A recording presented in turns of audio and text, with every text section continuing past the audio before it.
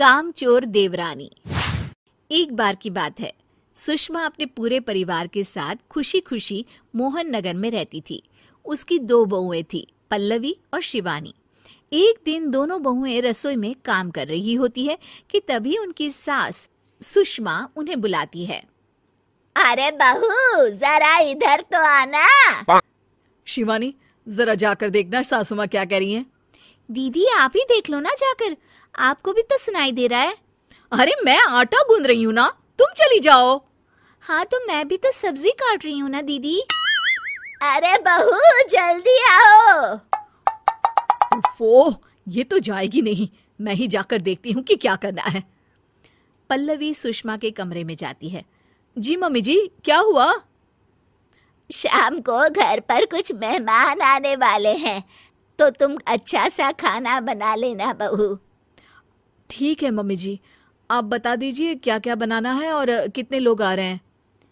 सुनील की मौसी जी और उनका पूरा परिवार आ रहा है। कुल मिलाकर 3 लोग और हमें मिलाकर हुए 9 लोग। तो अभी से ही तैयारी करना शुरू कर दो। और हाँ, घर की सफाई भी कर देना, हाँ अच्छे से। जी मम्मी जी, सब काम हो जाएगा, आप चिंता मत कीजिए। पल्लवी शिवानी को घर में मेहमान आने वाले हैं इसके बारे में बताती है। क्या 9 लोगों का खाना बनाना होगा, घर की सफाई करनी है? बाप रे, सासू माँ ने तो हमें घर की नौकरानी ही समझ कर रखा है। ऐसा नहीं बोलते शिवानी, हम इस घर की बहू हैं और घर के काम करना हमारा फर्ज है। दीदी तो है ही सासू माँ की चमची, जब देखो सासू माँ सासू माँ। मैं तो इतना सारा काम नहीं करने वाली।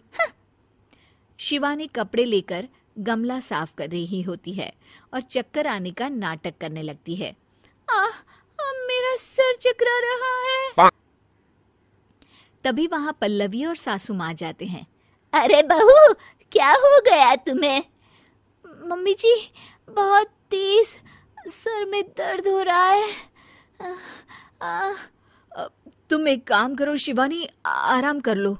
नहीं नहीं दीदी, घर में मेहमान आने वाले हैं, मुझे आपकी मदद करनी चाहिए। अरे कोई बात नहीं शिवानी, तुम आराम कर लो, मैं सब काम कर लूंगी। ठीक है दीदी, अगर आप इतना कह रही हैं तो आराम कर लेती हूँ। शिवानी आराम से अपने कमरे में मैगजीन पढ़ रही होती है। इसे कहते हैं आराम की जिंदगी। इतना सारा काम। चलो सारा काम खत्म हो गया, शिवानी को देख आती हूँ।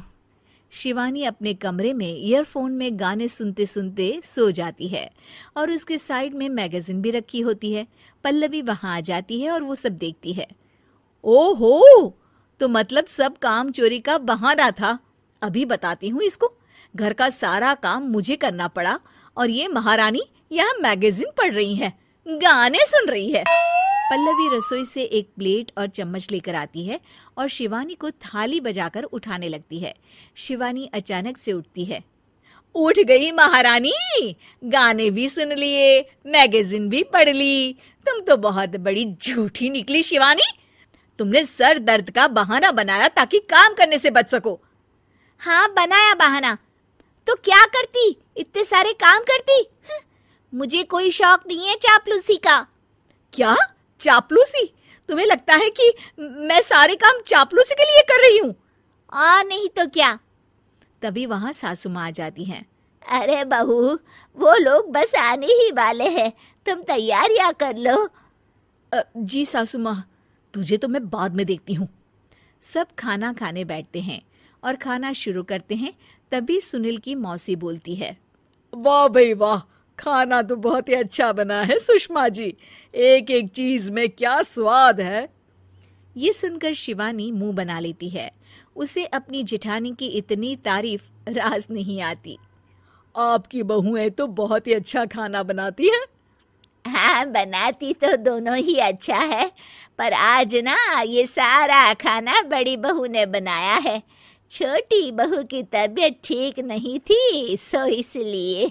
मानना पड़ेगा सुषमा जी, आपकी बड़ी बहू तो बहुत ही गुणवान है। पल्लवी की तारीफ सुनकर शिवानी को जलन होती है। पल्लवी ये सुनकर खुश हो जाती है और शिवानी की तरफ देखकर उसे चिढ़ाती है। कुछ देर बाद मेहमानों के जाने का वक्त हो जाता है।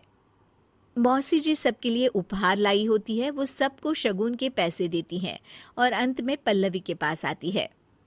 तुम्हारे लिए शगुन का लिफाफा तो है ही, पर बहू तुम्हें एक और उपहार भी मिलेगा इतना अच्छा खाना बनाने के लिए।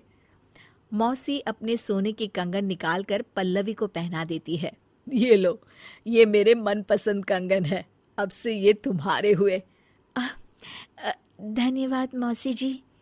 ये देखकर शिवानी तो पूरी तरह से जल जाती है और गुस्से से रसोई में चली जाती है।